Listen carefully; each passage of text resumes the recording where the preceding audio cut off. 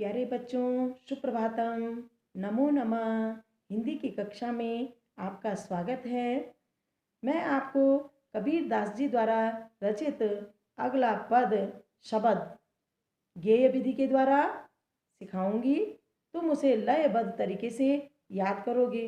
उसके बाद मैं उसका भावार्थ बताऊंगी। कबीर दास जी निराकार ब्रह्म के उपासक थे। तो लीजिए, मैं शब्द प्रस्तुत करती हूँ। मुँह को कहाँ ढूंढे बंदे, मैं तो तेरे पास में, मैं तो तेरे पास में।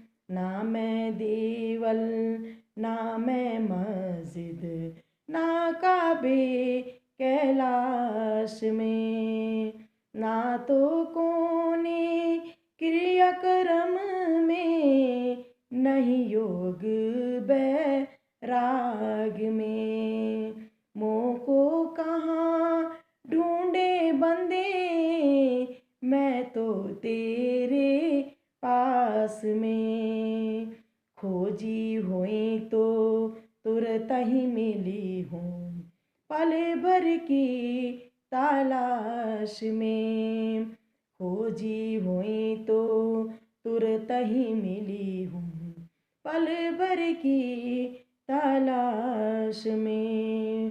कहे कबीर सुनो भाई साधो, कहे कबीर सुनो भाई साधो, सब श्वासों की श्वास में, सब श्वासों की श्वास में। मोह को कहाँ ढूंढे बंदे, मैं तो तेरे पास में।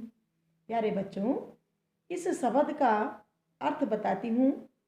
कबीर दास जी कहते हैं कि ईश्वर मनुष्य से कहता है कि हे मनुष्य, तुम मुझे कहाँ कहाँ नहीं ढूंढते, लेकिन मैं तो हमेशा तुम्हारे पास ही रहता हूँ।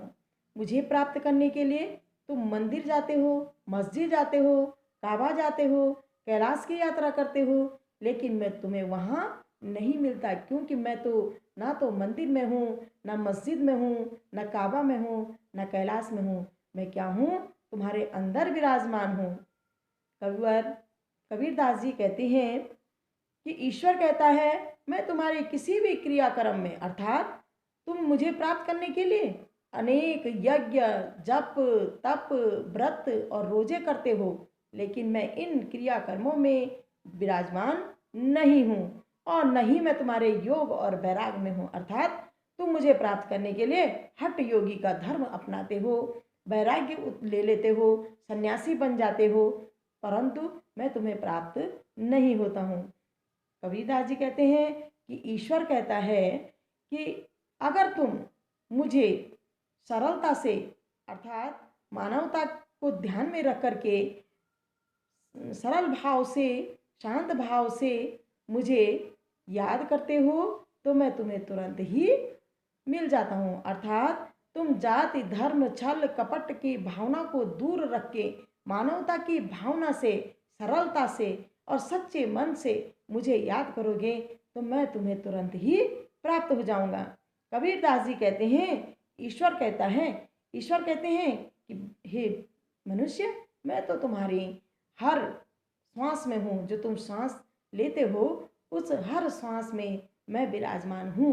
अर्थात मैं तुम्हारे मन के अंदर हूँ, और तुम इधर उधर धर्म के चक्कर में मत पड़ो, मुझे अपनी आत्मा में ढूंढो।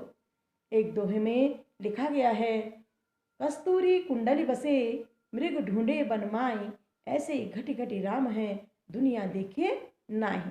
कस्तूरी मृग जो होता है, उसकी नाभि में कस्तूरी रहते हैं, और वह उसकी सुगंध को ढूंढने के लिए सारे जंगलों में भटकता रहता है, जबकि कस्तूरी मृग की नाभि में विराजमान रहता है। तो मनुष्य के आत्मा में भी ईश्वर का निवास है, और मनुष्य क्या करता है कि ईश्वर की प्राप्ति के लिए इधर उधर भटकता रहता है। तो धन्यवाद। देखो बच्चों, ये शब्द का भावार्थ है, इसे ध्यान से सुनना और उसे अपनी कॉपी में भी लिखना। धन्यवाद, फिर मिलेंगे।